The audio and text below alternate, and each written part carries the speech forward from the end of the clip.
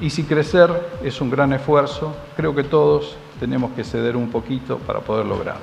Cualquier dinámica de sesión no puede ser salomónica, sino tiene que ser inteligente. En general, cuando uno habla de empresa, la visión es bastante negativa. Y ahí nosotros tenemos que, otra vez, interpelarnos y asumir la responsabilidad de eso, no volcarlo todo en la sociedad. Siempre estamos buscando excusas, siempre nos escudamos atrás de algo, o atrás de una crisis, o atrás de una coyuntura. Y estoy convencido que tenemos que dejar de hacer eso.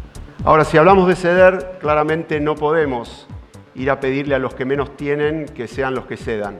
A veces vamos a tener que ceder. Vasco, vamos a entrar en una discusión, pensar que todo este sistema que tenemos de cepos, que tenemos de retenciones, etcétera, es un modelo que genera la exportación y una economía abierta, es herir la inteligencia de todos los que estamos acá. Entonces, lo primero que tenemos que pensar... Viste, en un gobierno que traía el mejor gabinete de los últimos 50 años. Sacó un cepo, terminó poniendo el cepo. Sacó las retenciones, terminó poniendo retenciones. Liberó tarifa, terminó congelando tarifa. La inflación, que la paramos de taquito, terminó en el 54 sin guerra y sin pandemia. No es tan fácil. La manera de aprovechar la oportunidad que el mundo nos da es con un plan consensuado, un consenso más amplio. No es la unanimidad, no esperemos estar todos de acuerdo, pero sí definitivamente un acuerdo más amplio que el necesario para ganar una elección. Yo creo que es fundamental que entendamos que el orden fiscal es el camino de previsibilidad para el Estado, para el ciudadano respecto de sus obligaciones con el Estado y además para el desarrollo de políticas públicas. La primera mitad de este año, la tasa de inversión fue del 22,3%. Es la tasa más alta de los últimos 29 años. Yo les agradezco a todos porque han invertido los empresarios. ¿Y por qué invierten? ¿Porque dudan? ¿Porque ven el vaso vacío? Invierten porque vieron todas las curvas anteriores. ¿En este gobierno alguien los mandó a espiar? ¿En este gobierno alguien llamó a un juez para que ustedes los persigan? ¿En este gobierno alguien usó la AFIP para que se metan en las empresas de aquellos que nos critican? Y tantas veces en estos coloquios se habló de la calidad institucional. ¿Por qué no tienen en cuenta todo esto?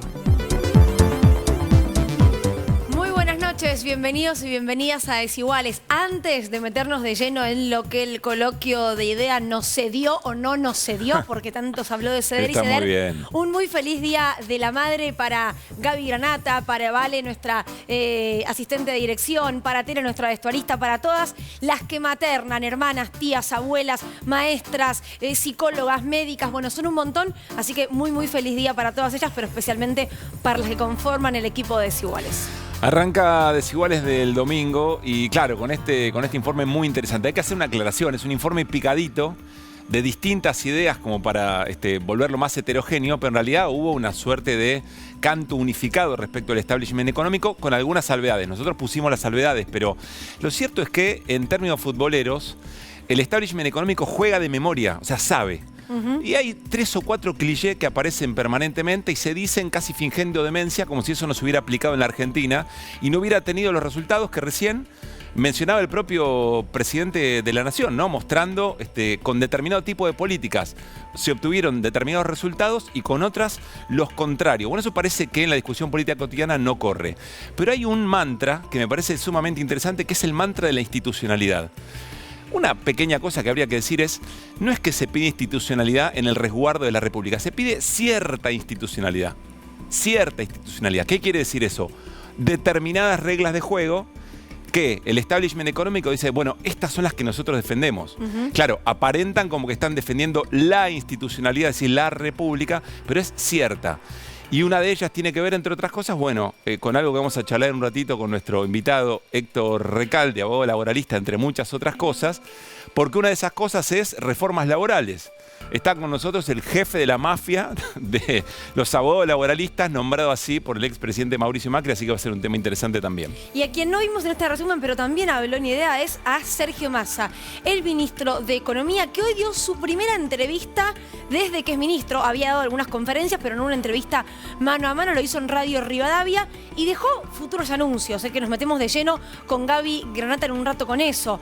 Lo que tiene que ver con el mínimo no imponible de ganancias, un posible bono para jubilados en noviembre y en diciembre. Habló de precios justos, de qué se trata esto de precios justos, pero además Massa encarando ese rol hoy dentro del Frente de Todos del que ejecuta, del que lleva adelante políticas de Estado, que te pueden gustar más o que te pueden gustar menos, pero que tanto la vicepresidenta como el presidente lo miran y lo acompañan, porque no les queda otra, porque están de acuerdo, porque saben qué es lo que hay que hacer aunque no les guste. Bueno, el funcionamiento del Frente de Todos siempre en un modo difícil de entender, pero con Sergio Massa en el centro de la escena. Bueno, y en ese mismo contexto, mañana un día muy especial. Mañana 17 de octubre y hay no una, sino varias movilizaciones. Pero lo importante es que frente a la política que lleva adelante el ministro de Economía, Sergio Massa, claro, la representación sindical está obligada a eso, está obligada a representar. Entonces está en la dificultad de pertenecer, de ser parte, de defender a este gobierno, pero al mismo tiempo llevar algunos reclamos. Ahora, decíamos, no hay un acto, hay varios. Uno central en la Plaza de Mayo, no se puede exagerar esa importancia. Y también algo que venimos diciendo en Desiguales, es increíble cómo le cuesta la conducción de la CGT el 17 de octubre. Repasemos la frase. A la conducción de la CGT le cuesta el 17 de octubre. No en esta oportunidad. El año pasado ocurrió lo mismo y eso seguramente también va a ser parte de la charla con nuestro invitado y con Mario, con Gabriela y con Seba. Y la última. Habló Lisa Carrió. Sabemos que cuando habla Carrió pasan cosas. Y dijo algo muy similar a lo que había dicho Facundo Manes hace unas semanas nada más. Habló del espionaje que se realizó durante el gobierno de Mauricio Macri. A Manes lo mataron en fila. Iban dándole a Manes. ¿Va a pasar lo mismo con Lisa Carrió? Vamos a escuchar en un rato lo que dijo en la mesa de Mirta Legrand, pero antes con nuestros compañeros. Arrancamos, Desiguales de domingo. ¿Qué dice Héctor? ¿Cómo le va? Acá estoy. Bienvenido. Ya preocupado. ¿Ya ¿Por qué? Y no sé cómo iba a contestar tantas cosas. Tenemos demasiadas preguntas y pocas respuestas. No importa, Héctor, no tengo, pero con lo opuesto. Tengo una sola respuesta contundente. Me voy. No, que eso ya lo dijo alguien y quedó. Sí, me quiero ir. Lorenzini. Lorenzini, quedó ahí. ¿Qué dice Mario? Hola Gaby. Hola Seba, ¿todo bien? ¿Qué tal? ¿Cómo están? Muy bien. Bueno, Héctor, cuando con tu experiencia ves encuentros como el del coloquio de IDEA, ¿qué observás? Vos te sentás a escuchar y ¿qué escuchás? ¿Qué buscas entre líneas? Yo lo titulé el gran simulador. Pues no son auténticos en lo que dicen. ¿Por qué? Y porque después en la práctica andá a discutir una paritaria con ellos. Andá a pedirles una reforma laboral progresiva. Al revés. Incluso acompañan proyectos legislativos que están en la contracara. Pero si cuando piden consenso, ¿no te lo dan cuando vas a este planteo? ¿O qué te referís? El consenso que piden es en la medida que protejan sus intereses, pero en lo máximo posible. Cuesta, una paritaria cuesta. Además solo se discuten salarios, no se discute condiciones de trabajo, porque no hay recursos para eso. Y nosotros tenemos jornadas muy largas de trabajo. Estamos muy atrasados en el mundo. Yo soy reformista, pero en el sentido progresivo. Claro. Ahora, por ahí estoy muy optimista. Bájenme de la nube si esto está ocurriendo. Pero, ¿se escucharon cosas interesantes, cositas interesantes? Sería, por ejemplo, hablando de, bueno, no puede ceder más de lo que cede ya un sector. El cruce de Mendiguren, Dante Sica fue interesante. Yo no sé qué observaron ustedes en eso, o si en cada coloquio hay uno o dos que tienen otro tono. Me parece que las dos citas son correctas. Son dos personas que plantearon algunas cuestiones en sentido, digamos, más hacia la justicia social. Pero es un valor que no está muy incorporado. Incluso no está incorporado en algunos ministros de la Corte. El presidente de la Corte, Rosati, habla de todos los derechos que tienen la producción, la productividad, etcétera, etcétera, y se olvidó también de que hay un artículo 75, inciso 19, que le da jerarquía constitucional al principio de justicia social. Se olvidó que los trabajadores tienen derecho a participar en la ganancia de las empresas. Así lo pusiste, Mario, en la nota hoy en Sí, ¿no? entre otras cosas también puse que la igualdad es la base de las cargas a impuestos públicos y que por lo tanto los jueces de la Corte, según la Constitución, los jueces de la Corte tendrían que pagar impuestos. Tendrían que pagar impuestos. Claro. Digo, ahí había por decir algo, en primer lugar, y llevarlo un poco en parte a otro plano. Uno podría decir, cierto empresario argentino, nunca hay que generalizar, homogeneizar todo el 100%, pero una parte importante del empresario argentino, sobre todo su crema, su sector más fuerte y más concentrado, es un sector que tiene un nivel de evasión impositiva y de evasión de cargas sociales alto. Cuando se habla de la informalidad en la Argentina, se mira solo al Estado. Hay que mirar al Estado, hay que mirar a los gobiernos, sí es responsabilidad. Pero informalidad básicamente es una responsabilidad patronal. O sea, la informalidad es, hay gente que contrata y no paga las cargas sociales. Sí.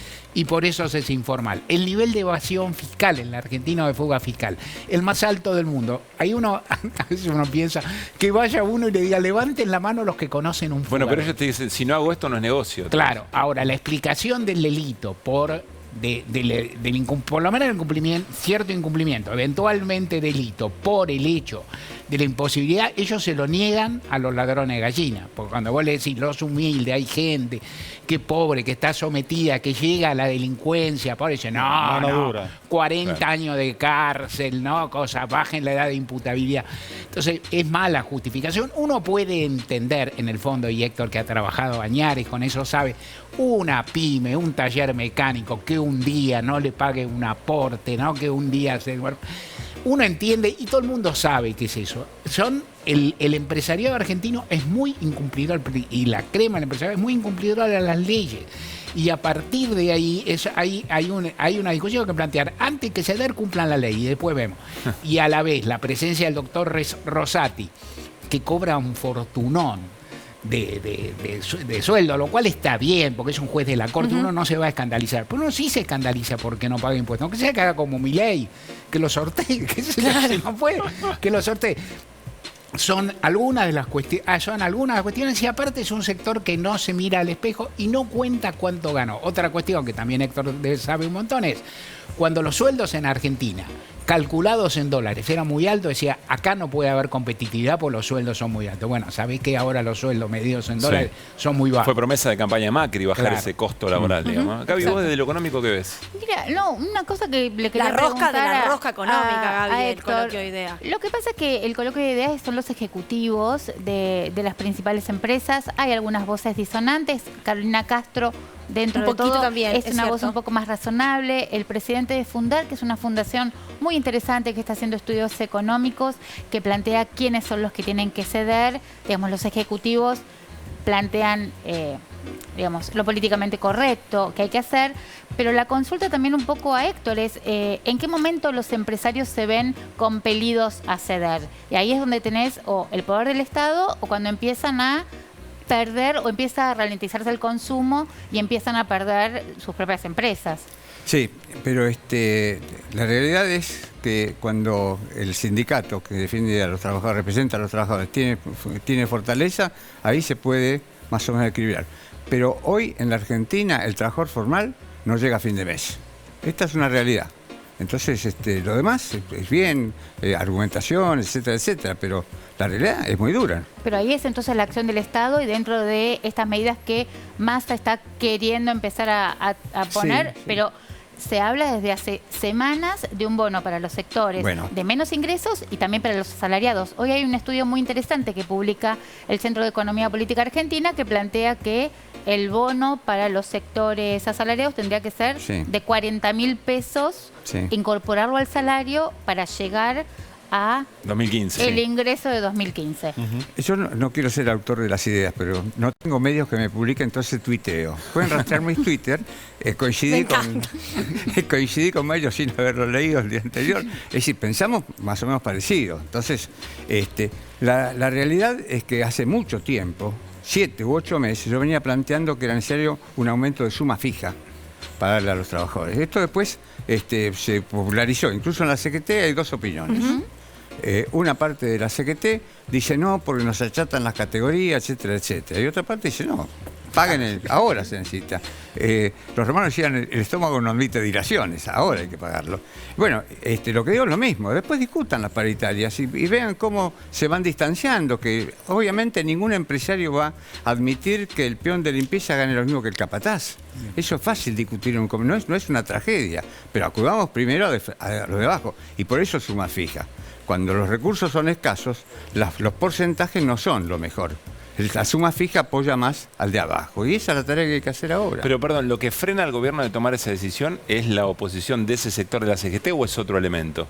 Y a mí me da la impresión que es un poco lo que viene planteando Massa, que primero acomodar la macro, viene de unas reuniones en las cuales hay una cosa bastante inusual, que es el aviso del anticipo de que van a aprobar las metas del tercer trimestre del Fondo Monetario Internacional, que lo que hace es darle oxígeno porque desencadena un montón de desembolsos de organismos multilaterales. Es decir, el frente externo más o menos acomodado, con también el interés del Fondo Monetario Internacional de no tirar por la ventana al país, porque también es responsable de este endeudamiento. Eso déjeme a mí, dice el fondo. ¿Cómo?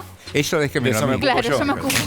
Entonces, con este frente un poquito más acomodado, ahora tiene que acomodar todos los desacomodamientos internos que tienen que ver con los ingresos que decía Héctor, y que a mí, también, nosotros ya venimos las últimas décadas, una década por lo menos de suma fija, no me parece que escandalice a nadie.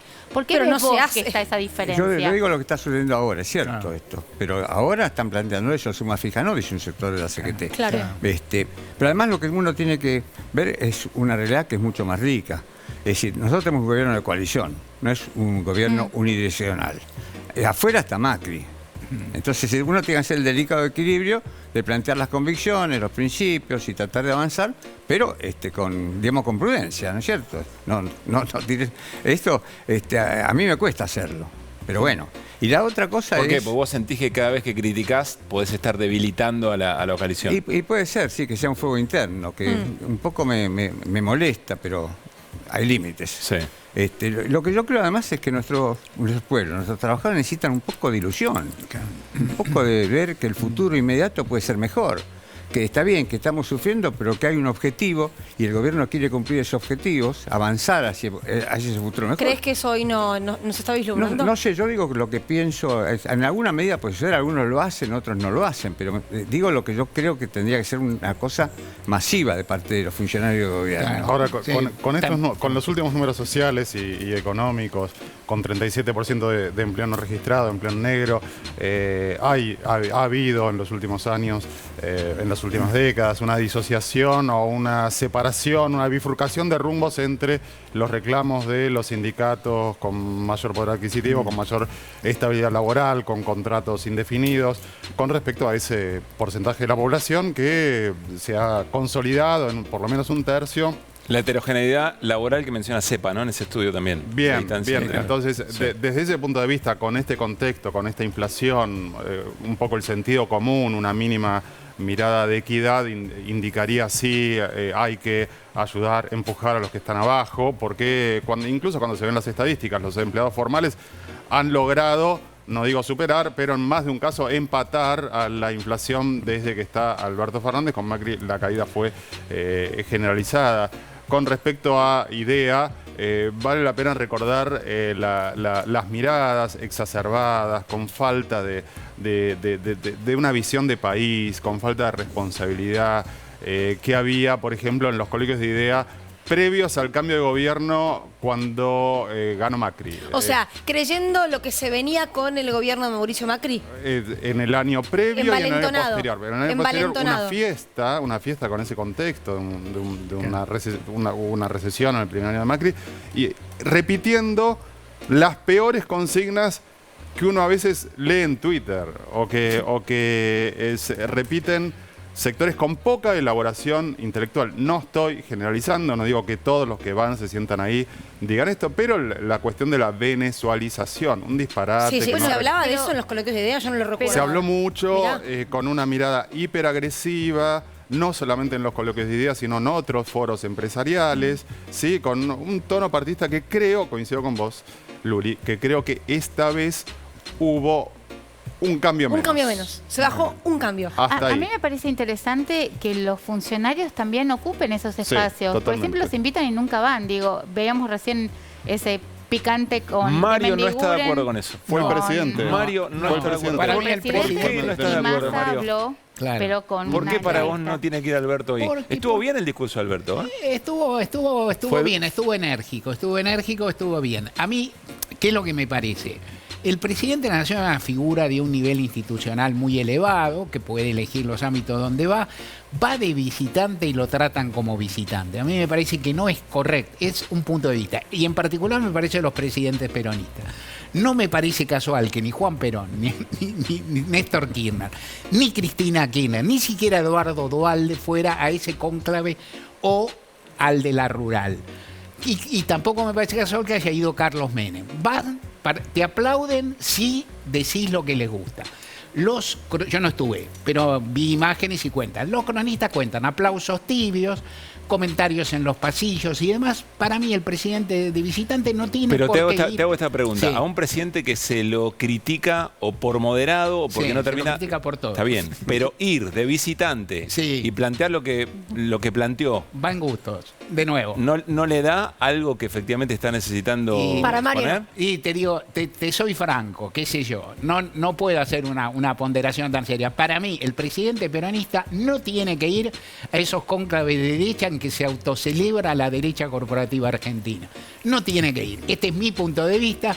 Es una visión y el día que haya Tedeum, te lo amplío al Tedeum. Y cuando el ex ministro de Economía, Guzmán, fue a Yao a la reunión de los empresarios, yo lo critiqué. Claro. Que los empresarios van al Ministerio de Economía, ¿no? El Ministerio de Economía a ir a jugar de visitante en el grupo. Pero van, o sea... ¿verdad? El rol del Estado también tiene para el pueblo, es ir al pie, vendría a ser.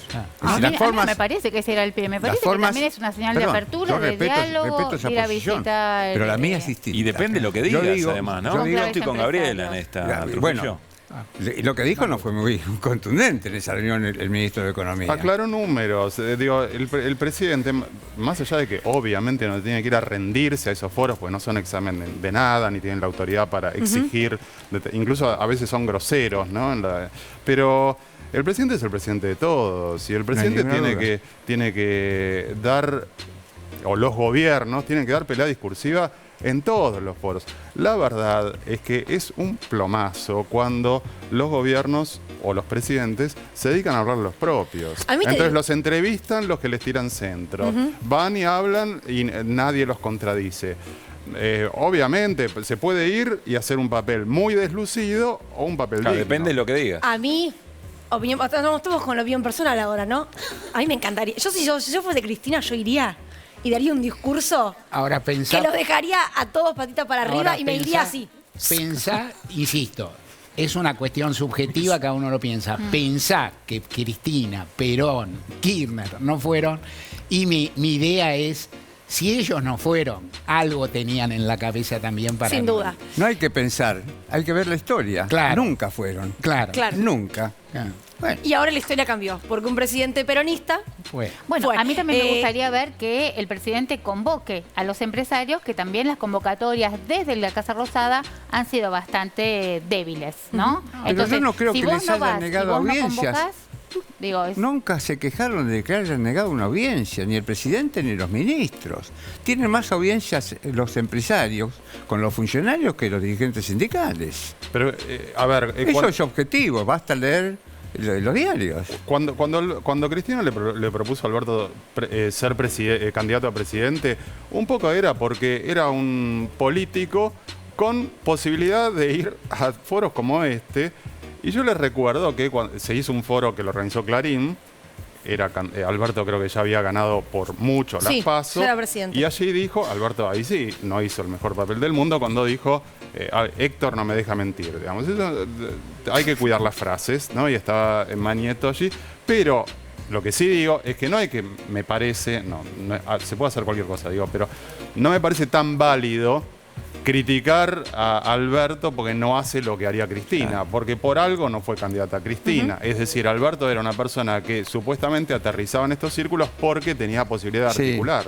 La verdad que yo no sé ustedes cuántas veces discutieron con una cara empresaria buscando una reivindicación para los trabajadores. A ver, ¿cómo es Yo eso? les puedo explicar. Contanos. ¿Cuánto es la jornada de trabajo en nuestro país? 8 horas diarias o 48 horas semanales. Casi 100 años tiene. Nunca pudo avanzar una reducción de la jornada. Y eso que científicamente está probado, que reducir un poco la jornada, no una locura, tiene dos efectos. Aumenta la productividad y disminuye los accidentes de trabajo. Y esto, como diría Pugliese, les puedo hablar con el corazón y con el bolsillo. Porque disminuir los accidentes de trabajo es bueno para, ¿no? Pero aparte disminuye los costos. Y si va a Mar del Plata y cuenta eso... ¿Cómo? Si usted va a Mar del Plata y cuenta eso, puede ser una jornada entretenida. Que te inviten, Héctor, el año que viene. Pero mientras tanto... Déjeme ver la agenda, pero creo que nunca me invitaron. Claro, primero te tienen que invitar. Claro. Bueno, invitaron a ministros de este gobierno. Y fueron. Tenemos un informecito justamente sobre lo que se habló en IDEA, en el coloquio de IDEA en Mar del Plata, sobre el mundo del trabajo. Nos ha pasado de trabajadores que se dan por despedidos, van al mismo abogado, presentan la misma demanda, son testigos entre ellos. Y sí, es complicado. Nos llegan embargos preventivos de las cuentas, lo que nos dificulta trabajar con normalidad. Esto no pasa en ningún país del mundo, que una empresa pyme, masivamente todas las pymes de cualquier sector de actividad económica en cualquier lugar del país, tengan miedo de contratar. A la empresa yo no le puedo sacar más de lo que puede pagar, pues si no termina sacándome laburante. Y sí le tengo que sacar lo que le tengo que sacar para que tengan una vida digna los trabajadores. La experiencia que siempre ponen de mascarón de proa a las pymes. Las grandes empresas las ponen ahí adelante. Y es cierto. Pero yo digo, no hay trabajadores pequeños, trabajadores medianos y trabajadores grandes. Son todos iguales.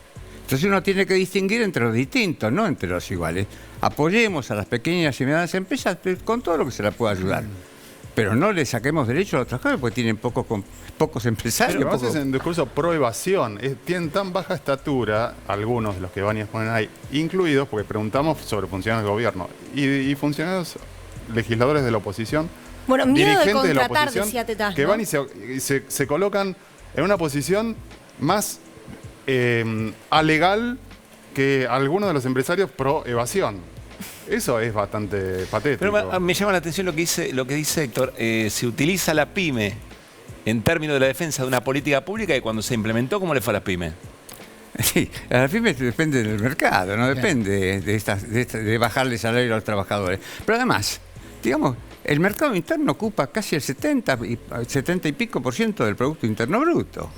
Entonces, ¿por qué no somos inteligentes y ponemos poder adquisitivo a los trabajadores, las trabajadoras, los jubilados y los jubilados? Porque ahí aumenta el consumo. Pero ¿Y no empieza el círculo virtuoso con eso?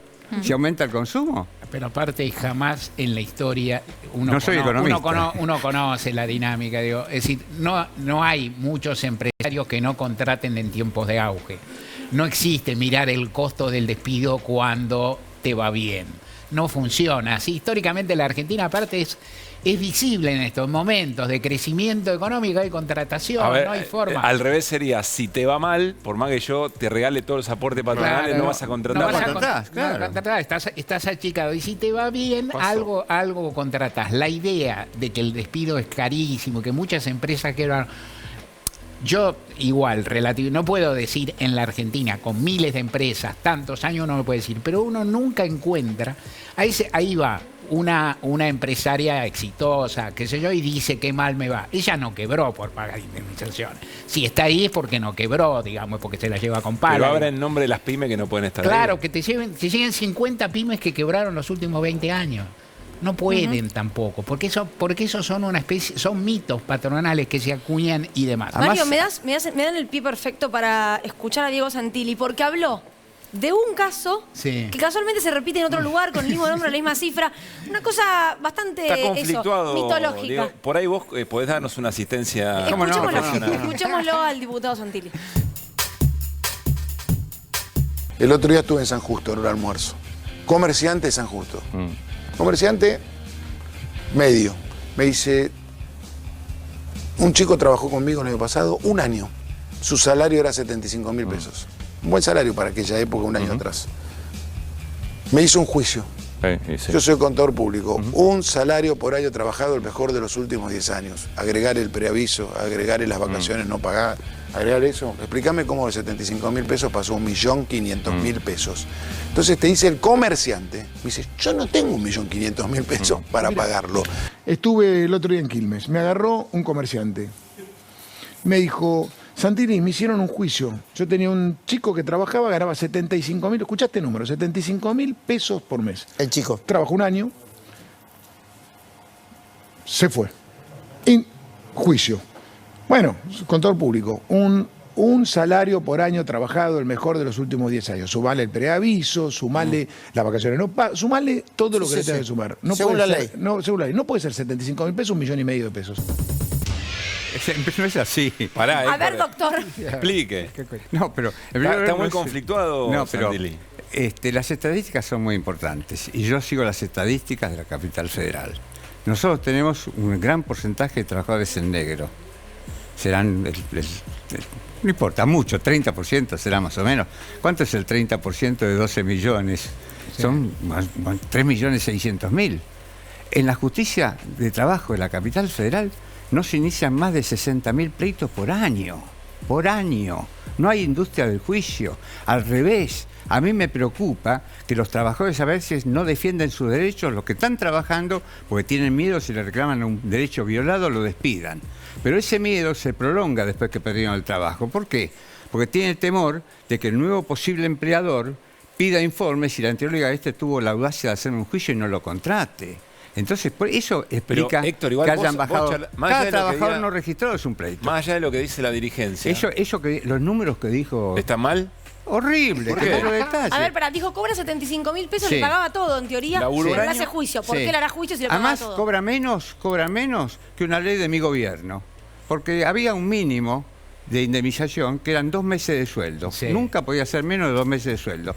La ley 25877 de mi gobierno dijo no, un solo mes. Bajó eso. Entonces, un mes de sueldo por año de servicio. ¿Cuánto venía? ¿75.000 pesos? Por 12. Habría que hacerlo. No por 12. No, por un mes de sueldo. Un año trabajaba. Trabajó un año. Nada más que un año. Trabajó un año, 75.000 pesos. Y un mes de preaviso, si no se lo dio, son 150.000 pesos. O lo estafaron o miente. Claro. Y si lo estafaron, que sembró con sonso. Y aparte le queda, si le piden eso, le queda aguantar el juicio que dura 1000 años y ganarse. Esa es otra. Está probado científicamente que jamás el trabajador tiene el poder adquisitivo que tenía el día que le violaron su derecho, el día que lo cobre. Jamás. Está probado. No hay tasa de actualización que responda al poder adquisitivo. Más allá de esto hay un estudio técnico, sí. Trabajado multidisciplinariamente, que esto no sanateo. Héctor, más allá de esto puntual, y más allá de lo que diga algún dirigente... No, pero espera, vos hablás con el dueño de una peluquería, la dueña de un bar, sí. Y la verdad que te dicen, che, a mí me cuesta un montón, yo pongo lo que tengo que poner, etcétera, después se van, me hacen juicio. O sea, este relato te lo plantea pero porque el bolichero o la bolichera. Pero porque tienen un temor falso. ¿Por qué? En primer lugar, si se va, le tiene que intimar que vuelva. Y si no vuelve, lo despide con causa. O tiene malos abogados o miente, no sé. Yo jamás defendí una empresa. Creo que soy, como diría Mario Benedetti, soy incurablemente parcial. Pero bueno. Ahora, Héctor, ¿qué diagnóstico haces vos cuando venimos? Está bien que venimos de una pandemia, de las dificultades derivadas del contexto internacional, pero también tenés una gran cantidad de trabajadores que no llega a cubrir el ingreso mínimo que necesita. Los gremios que cada vez pierden más presencia porque, digamos, lo vimos con el tema del sindicato del neumático y los planteos que generó hacia los gremios peronistas por no haber sido más enfáticos en defender a sus afiliados, como sí lo hizo el gremio del neumático. Y discutía condiciones de trabajo, ¿no? Hay algunos convenios que son deplorables. Voy a citar uno, carga y descarga, que establece la polivalencia funcional, es decir, que un trabajador se iba para un barrido, para un fregado, los salarios son muy bajos. Hay convenios que son cuestionables, pero hay convenios colectivos muy buenos, que defienden el poder adquisitivo, y es muy difícil, porque tenemos un proceso inflacionario que es muy difícil empatarle. Pero bueno. Ahora, Héctor, cuando se habla de reforma laboral, vos decís, yo estoy de acuerdo con una reforma laboral. Hugo Moyano, aquí en Desiguales, dijo lo mismo. ¿Cuál sería la gran diferencia entre la reforma que podrían tener vos y Moyano o la que propone Mauricio Macri? Y sideral. Lo que propone Mauricio Macri es, incluso hay proyectos que tienen estado parlamentario de terminar con la indemnización por despido. No estoy llamando tetas que vaya a ver lo que están los proyectos presentados. Sustituirá por un fondo como el que tiene el gremio de la construcción. Hay otros que quieren cercenar digamos, la capacidad de nombrar representantes de los trabajadores. Dirigente sindical, un solo mandato, después nunca más. Ese es un proyecto, No puede nunca. Otro que es más bueno, eso sí. Dirigentes de origen por un mandato de 4 años tiene que dejar pasar otro mandato y después puede ser electo. O sea, lo que uno tiene que cuidar. Yo defendí muchísimas listas opositoras en mi historia. Hoy día hay pocas. O yo soy un mal abogado laboralista o hay pocas listas opositoras. Realmente sí, son muy escasos los sindicatos que tienen lista opositora, que más o menos están representando mejor. Yo tengo mi cuestión también con algunos dirigentes sindicales. Es decir, yo digo coloquialmente que hay dirigentes sindicales que podemos decirle combativos y otros dialoguistas. Los combativos en realidad no son como las COBAS, las comisiones de base de Italia, que hacen el conflicto y después dicen que reclaman. Acá el dirigente sindical plantea las reivindicaciones que quiere, y el combativo, si no hay una solución, va al conflicto. Y el dialoguista plantea lo que quiere y si no contesta, sigue dialogando y sigue dialogando y termina dialogando, aunque no tenga nada. Entre ellos y yo hay algo personal también. Voy a cerrar. ¿Por qué a la conducción de la CGT le cuesta el 17 de octubre? Yo creo que son peronistas. ¿Cómo le va a costar el 17 de octubre? Y bueno, no entiendo eso. Yo voy a estar en la Plaza de Mayo. Bueno, pero hay otro sector que la conducción va a obras. El privilegio es muy feo, pero yo estuve con Perón en la mitad de la década del 60. Y sé lo que Perón hubiera pensado de un dirigente sindical que el 17 de octubre no va a la plaza. ¿Qué hubiera pensado? Hubiera pensado que tiene que corregirlo, que tiene que explicarle por qué, que fue el 17 de octubre del 45. Cómo empezó realmente el trabajador a tener la posibilidad de acceder a derechos. Que hubo épocas y épocas, hubo épocas de pérdida también. Pero bueno, es la característica que tuvo nuestro movimiento obrero y que en algún sector ahora todavía se mantiene, es realmente muy, muy digna. Hay otros que son más complacientes. Ahora, lo que va a ocurrir mañana en obras, principalmente, tiene que ver con este intento de armar una estructura para competir en las elecciones 2023 del sindicalismo. ¿La ven posible? Para colar algún candidato. ¿La ven posible? Sí. ¿Que el sindicalismo? ¿Sí? Que se arme una corriente como para discutir en las PASO, me parece a ojímetro muy difícil hacer profecías preelectorales. No me da la impresión que esta conducción tenga un grado de popularidad masiva que le asegure un lugar interesante en una elección. Pero es más por rosca que por masividad. Me parece que es marcar. Sí, pero si hay primarias es por algo hay que tener, algo hay que discutir. Pero por rosca algo se puede pedir. En general, históricamente, hace muchísimos años y no solamente ahora, la dirigencia sindical ha perdido mucho peso en las listas comparativamente. A mí no me parece mal que se haga eso. A mí lo que me parece muy frío, muy distante y muy gélido es un acto solo para dirigentes en obras, un acto de Cámara comparado con un acto que se pretende de masa y que sin duda lo va a hacer y que va a expresar mejor, me parece, demandas, reclamos y que va a tener participación popular. Si arman o no una corriente, algo por el estilo, eso se arma en el papel, se dice y se hace y luego se va a las mesas a discutir. No está tan mal. La historia era distinta, era el 33%. En Altritempi. Hace mucho.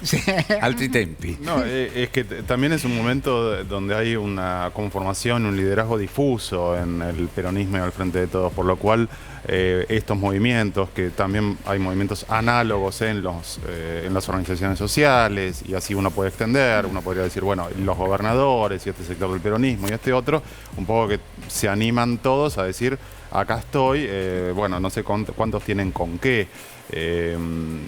Estos dirigentes, algunos de ellos están muy deslegitimados como tales, por lo cual hay que ver el año que viene con qué fuerza. Es que me parece que la primera deslegitimación de la conducción de la CGT tiene que ver con tantas veces donde estaba a punto de reclamar una recomposición y mejoras para los trabajadores y no lo hizo.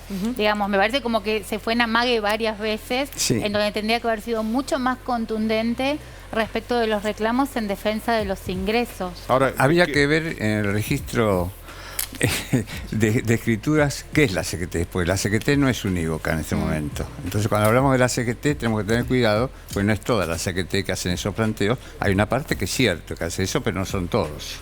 Entonces, otros que tienen una posición distinta, que la veníamos conversando hace un rato. Esos otros van a estar mañana en la Plaza de Mayo. Sí. Son de la CGT también. Para cerrar el tema 17 de octubre. No se cierra, sí. No, bueno, pues, el tema acá, en la charla. Acá estamos solucionando la unidad del sindicalismo. ¿Quién va a mirar con atención lo que pase mañana en la plaza y qué va a mirar? ¿A quién le va a importar lo que pase en la plaza? ¿Qué características tenga esa movilización? ¿Y qué es lo que se va a observar? A todo el que tenga una representación política, es interesante ver qué pasa en esa plaza y cuántos hay, qué se expresan, qué dice el documento, el que se ocupa de política. Pero, más por allá, ejemplo, AEA, ¿va a mirar la plaza de mañana? No sé si lo va a mirar. No, ¿Le da lo mismo que la plaza hace mucho que no discuto una paritaria, así que no tengo contacto. Seguramente va a tener muchísimo. Pero me acuerdo de la PG. Me acuerdo de la PG. En el 75. A ver. Cómplice en el golpe de Estado. Ustedes son jóvenes, yo tengo unos cuantos años. Perdón la ignorancia. La asociación era asociación de propietarios, empleados, no sé, era una cámara patronal. La sigla no me acuerdo. Que era, que antecedía no abusen de mi poca memoria. Pero sí, era PG. Era así, ¿no? Sí, me parece que tenía otra sigla. Tenía otra sigla. O AGP, pero está bien. No, me parece que otra sigla. Me parece que es APG, pero no importa. Sí, puede ser. Que bueno, fue cómplice de la dictadura cívico-militar. ¿Y cuántos funcionarios empresarios había en la dictadura? Y si había un dirigente sindical, seguramente terminó su carrera sindical ahí, ¿no? Cambiamos de tema, nos metemos en lo tuyo, Gabriela Granata, porque habló el ministro de Economía, Sergio Massa, y algunas de las medidas que anticipó tienen que ver también con lo que se va a reclamar mañana, recomposición salarial. Escuchémoslo. Acá, perdón, pensé que teníamos un resumencito de lo que dijo en Rivadavia. Mala mía, mala mía. Y explícanos, Gaby, qué significa, qué está buscando Massa con esto. A ver, piso de ganancias a partir del 1 de noviembre, 330.000 pesos. Refuerzo alimentario, que hay que ver el tiempo y a cuántas... Y el monto. El monto. Sí, y a cuántas personas efectivamente le llega, ¿no? Precio justo, que es que estén en los packaging, en los paquetes, que esté el precio de determinado tipo de productos. Y 30 cuotas para determinado tipo de electrodomésticos también a partir de próximos meses. ¿Qué es esto? Mira, lo primero que es el reconocimiento del fracaso de la política de ingresos hasta ahora y la necesidad de ¿Fracaso, generar... dijiste? Y sí, pues de hecho esto es algo que viene sucediendo en los últimos meses y el reconocimiento de que tienen que trabajar sobre los ingresos de la clase media y de bajos recursos que no habían estado atendiendo hasta ahora. Digo, el paquete de medidas es disímil. De hecho, el caso de precios justos es casi como decir, bueno, precios cuidados no sirve, no sirvió. Todos sabemos, lo habíamos charlado medio en la previa, que ni en el gobierno de Macri, ni en el tema de precios cuidados fue una solución. Los precios cuidados tampoco son una política antiinflacionaria, es un instrumento de control y de garantía de que haya determinados alimentos o bienes básicos. Lo de precios justos y el hecho de que se imprima en el packaging el precio, lo que te da es un horizonte de previsibilidad de que se va a cumplir porque los tenés visibles y no va a haber retoques. De todos modos, vos venís de un piso bastante bajo, porque vos ya tuviste pérdida de poder adquisitivo, ya tuviste una inflación que está llegando a los 3 dígitos según cómo se comporten los últimos 3 meses, estás con un piso inflacionario altísimo y necesitas una desinflación muy acelerada el año que viene para cumplir con el 60% que prevé el presupuesto. Por lo tanto, me parece que después de haber atacado el frente externo, ahora trabajan sobre el frente interno. Y el tema de los cambios en ganancias, bueno, cuando estaba en la Cámara de Diputados lo hacía muchísimo más rápido Sergio Massa, eso de subir los pisos. Ahora se ve que tiene algunas limitaciones para hacerlo tan rápidamente. ¿Pero está demorado eso? Perdón. poco. ¿Cómo? ¿Está demorado? Se actualizó hace no tanto. Pero la demora tiene que ver con los ingresos. O sea, no es, digo, la demora, sí, tendría que haber sido en septiembre, pero la demora tiene que ver con los ingresos. Cuando vos tenés una pérdida de poder adquisitivo real, porque estuviste anticipando cuotas de paritarias. Acordate que estuviste haciendo anticipo de cuotas de paritarias, entonces te sube el piso salarial y te empieza a complicar porque, digo, son dos cosas, no solamente que el piso te quedó muy bajo, sino que además un tema que en algún momento habrá que discutir, que es el tema de las escalas. Digo, que pasás muy rápido de cero a tributar. Otro tema a discutir es si está vigente la ley de abastecimiento, por ejemplo. Pero esa nunca, siempre se plantea. Está plenamente vigente. Bueno, pero la ley de abastecimiento, que es muy vieja, de la época de Onganía, 20.680, da instrumentos, da herramientas al gobierno como para hacer regular estas cosas sin mucho anuncio. ¿Y por qué no se usa para vos, Héctor? La verdad que no sé, sería bueno preguntarte. Es que tiene que ver se me también ocurrió con ahora, ¿no? Capacidades del Estado y una cuestión con respecto al o incapacidad del Estado. Incapacidades del Estado para aplicar regulaciones existentes, vigentes en la ley y en la Constitución. Pero también tenés que tener capacidad política. Quiero hacer un comentario sobre capacidad política y sobre piso de ganancias y sobre impuesto a las ganancias. Caballito de batalla de Sergio Massa, no solamente de Sergio Massa, tema muy discutido en los medios de comunicación, en el mainstream, por Juntos por el Cambio y demás. Macri prometió borrarlo. Y Macri era un caballito de batalla también de Juntos por el Cambio. Digo, en este contexto de inflación, que haya una actualización con determinados índices, medio que va de suyo, es una carrera en la que todos estamos metidos. Ahora, 330.000 pesos de piso de ganancias es al dólar oficial más de $2.000, a otros dólares paralelos es menos. No obstante, la verdad que es un piso muy alto. Es un piso que pagan cerca de 10% de los trabajadores asalariados en blanco. En otros países, incluso de la región, lo pagan muchísimo mayor porcentaje. También es un caballito de batalla de algunos gremios. Y eso nos vuelve al inicio digamos, estamos en un país que tiene determinadas carencias, y para algunos gremios que tienen convenios que les pusieron un piso alto y que ganan buenos ingresos, hace rato que vienen planteando esa cuestión, ¿no? Ganancias es un tema primordial. Extravagancia aparte también de algunos partidos trotskistas que dicen el salario no es ganancia. Bueno, eso hay una respuesta. Quiero decir, eso hay una respuesta. Para el nombre, nada más. Bueno, pero quiero resumir con esto. Quiero resumir con esto. Es un impuesto que afecta a un sector privilegiado de la sociedad, ¿sí? Y es un sector que tiene mucha capacidad mediática, instrumental para que eso se debata como un gran tema. Y muchas veces nos corremos el foco de las verdaderas urgencias de la Argentina. Hasta ahí. A ver, Héctor, ¿qué pensás de eso? Jorge Gallero decía que está mal el nombre. Se tenía que llamar impuesto a los altos ingresos. Porque confunde hablar de ganancias. Dice, mi sueldo no es ganancia, es laburo. Bueno, pero en el mundo se llama impuesto a la renta de las personas físicas. Y en todo el mundo existe este impuesto. Es un impuesto progresivo. Eso. Digo, para aclararle a los compañeros trabajadores. Pero es una cuestión de nombre. Ahora se llama impuesto a la renta en todo el mundo. Y es un impuesto progresivo. Pero a ver, lo que entiendo, dice Sebastián, está sobredimensionado como bandera frente a una enorme cantidad de carencias y necesidades. Yo creo que todo el mundo que tiene un alto ingreso tiene que contribuir al Estado. Claro. Sea trabajador dependiente o independiente o empresario, lo que sea. Bueno, pero hay jefes sindicales muy importantes que no coinciden. A Cristina la acorralaron fuerte, ¿no? Para el 2015, al cierre de su mandato con este tema. Totalmente. Pero es una promesa de campaña del expresidente Macri eliminar el impuesto a las ganancias. Eliminarlo. Ahora, primer punto, a la cuarta categoría. Pero también es cierto que Cristina tomó medidas para para restar muchos trabajadores que pagan impuestos a las ganancias. O sea, si la corrieron, se dejó correr.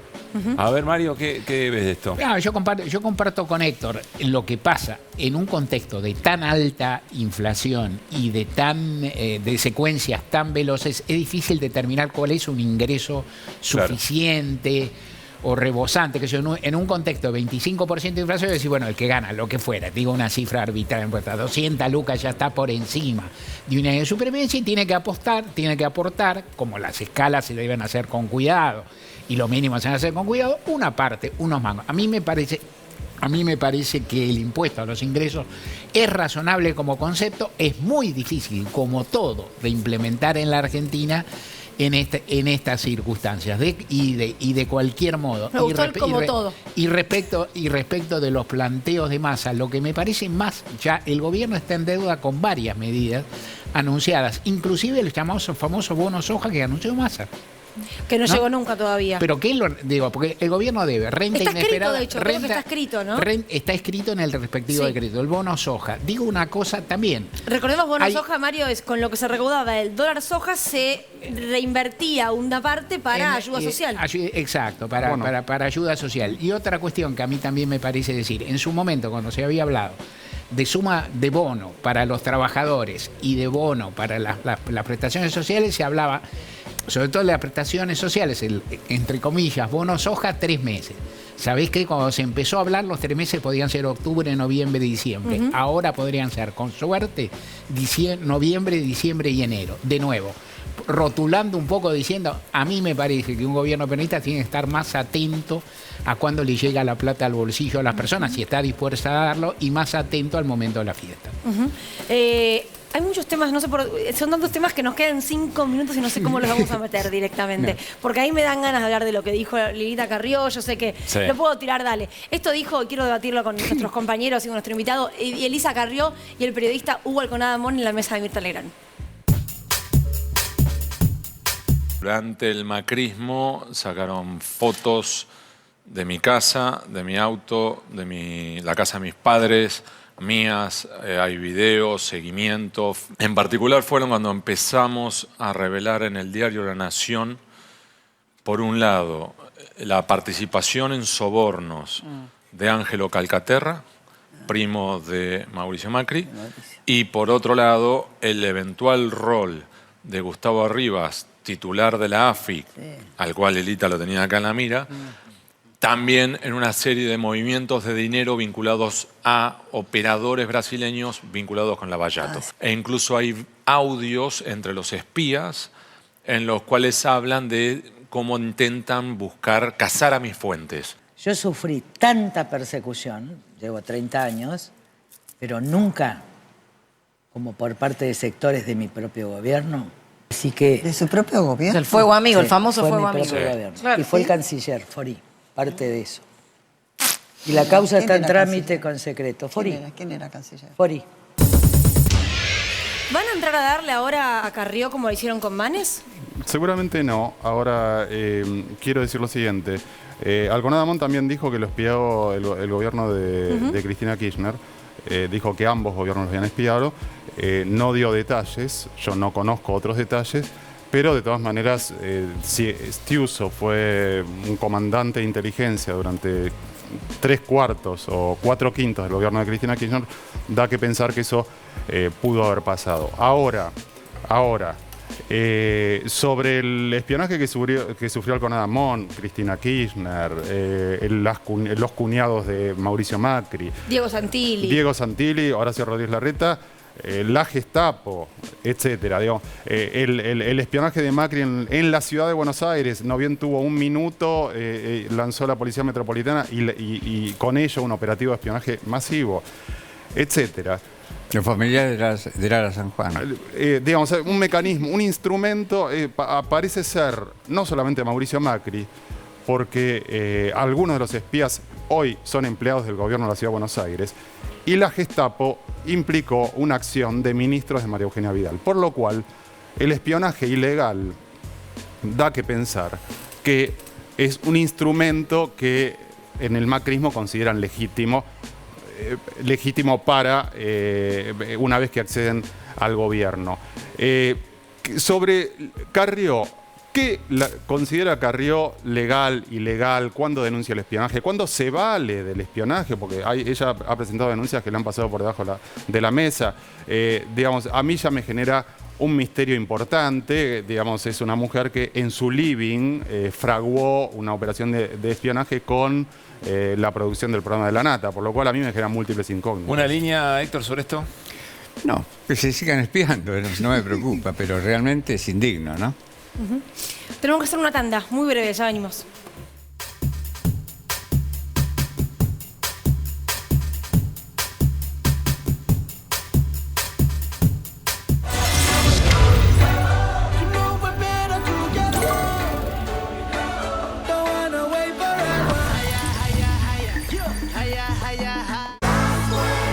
20 músicos juntos por más conciencia vial. 8 de octubre, Día del Estudiante Solidario. Domingo, 22 horas. Televisión Pública. No es necesario estar en el campo para sembrar. En Syngenta creemos que en el campo o en la ciudad sembramos. Porque cultivando esfuerzo, solidaridad y diversidad podemos cosechar progreso, empatía, innovación y un futuro mejor. Todos los días podemos sembrar algo nuevo. Syngenta. Llega el momento de conectarte con los negocios. Llega Expo Pyme BNA Conecta. El primer encuentro de BNA para conectarte con empresas de todo el país, con rondas de negocios, casos de éxito, stands, conferencias y capacitaciones. Podés participar inscribiéndote en expobnaconecta.com.ar. Te esperamos el 26 y 27 de octubre en el Parque Industrial y Tecnológico Florencio Varela. Primero la gente. Banco Nación. Cada argentino y cada argentina cuentan. Llegó la nueva Amstel. Una cerveza hecha con pura malta, que significa puro sabor. Bienvenidos a la nueva Amstel. Bienvenidos a la pura malta. No siga durmiendo con el enemigo. Sanitrol, especialistas en control de plagas. 35 años trabajando en la protección de su casa y comercio. Su seguridad comienza con una llamada. 491-3333.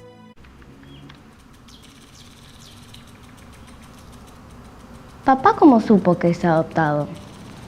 ¿Se lo dijeron los abuelos? Sí, claro. Ayer la señora nos habló sobre las abuelas de Plaza de Mayo. ¿Y qué les dijo? Que son señoras que buscan a sus nietos, pero no dijo adoptados, dijo apropiados. ¿Papá es adoptado o apropiado? ¿No se les está haciendo un poquito tarde para ir al cole?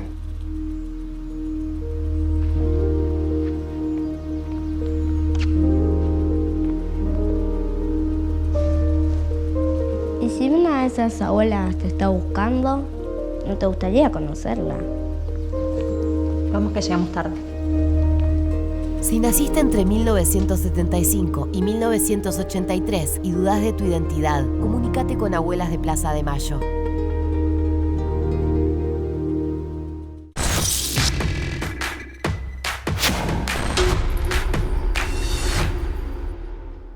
La televisión pública presenta Mundialitas, ricas golosinas con las historias más extraordinarias y fabulosas de los mundiales de fútbol de todos los tiempos. Hoy presentamos las mascotas mundialistas.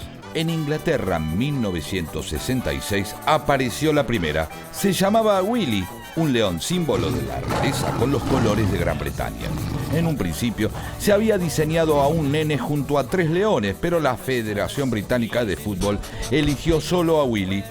Prácticos y concisos los ingleses. La idea de tener una mascota prendió rápido y en el siguiente Mundial, México 70, fue Juanito Maravilla, un niño mexicano con el típico sombrero y la camiseta del Tri, claro, con carita de bueno sugería el juego limpio. Luego llegó el turno de los alemanes, fueron Tip y Tap, 2 muchachos felices que representaban el fair play entre las 2 Alemanias participantes. Eran las 2 Alemanias todavía. En la camiseta de uno de ellos, estampada, estaban escritas las iniciales WM, Copa del Mundo. En la otra camiseta, el número 74. Argentina 1978, como si todos los sargentos viviésemos en las llanuras y de a caballo, la mascota designada fue el Gauchito. Vestía la camiseta de la selección y fue blanco de las críticas por cierta semejanza a Juanito. Ambos usaban sombreros, pisaban la pelota y el mundo entero se burlaba diciendo que el Gauchito era el Playmobil de las Pampas. Esto fue Mundialitas, exclusivo para la televisión pública. En cualquier momento volvemos con más grajeas de los mundiales de fútbol de todos los tiempos. Bueno, muy bien, seguimos en Desiguales. Héctor, sos candidato a consejero de la magistratura por abogados y abogadas. No quería decirlo porque parece que vengo a buscar votos, pero efectivamente el 18 se votan los abogados y abogadas de todo el país, votan a los consejeros para integrar el Consejo de la Magistratura y soy candidato del oficialismo, digamos. ¿Y qué propones? ¿Por qué es importante? Tengo propuestas muy importantes, rápidamente. Sí. Me parece a mí que Dios no tiene domicilio constituido en la Ciudad de Buenos Aires. ¿Qué quiero decir con esto? Que el Consejo tiene que funcionar en distintas regiones del país. Y segundo, por un principio republicano, se filman a veces por YouTube las sesiones. Yo creo que el canal público tiene que filmar para que todo el mundo vea y observe qué está pasando, qué se discute, cuáles son las posiciones de cada uno. Me parece a mí muy importante que cuando el pueblo participa, los resultados son mejores. Eso lo decía el general Perón, así que no quiero copiarlo, pero es así. Entonces propongo que el canal público grabe en vivo y en directo, a ver qué discutimos, qué pasa, qué resolvemos y quién es quién. Felicitaciones por la mención de honor que te dio la Cámara de Diputados. Humildemente. Y pues es que el deporte en el que mejor se destacaba Héctor Recalde, ¿qué? Era patín artístico. ¿En serio? Entre otros. ¿Eras patinador? Sí, sí. Mirá, sí, qué sí. Bueno. Pero también nadador, varias veces. ¿En qué clubes? Y yo vivía en Colegiales, así que vivo arriba, soy de Boca. Esas contradicciones que no tiene. Pero no es la única contradicción que tengo. No, por supuesto que no. Sí. Gracias. No, gracias a ustedes, muchas gracias. Compañeros, buena semana. Piacere. Nos encontramos el domingo que viene, aquí a las 21, por Televisión Pública.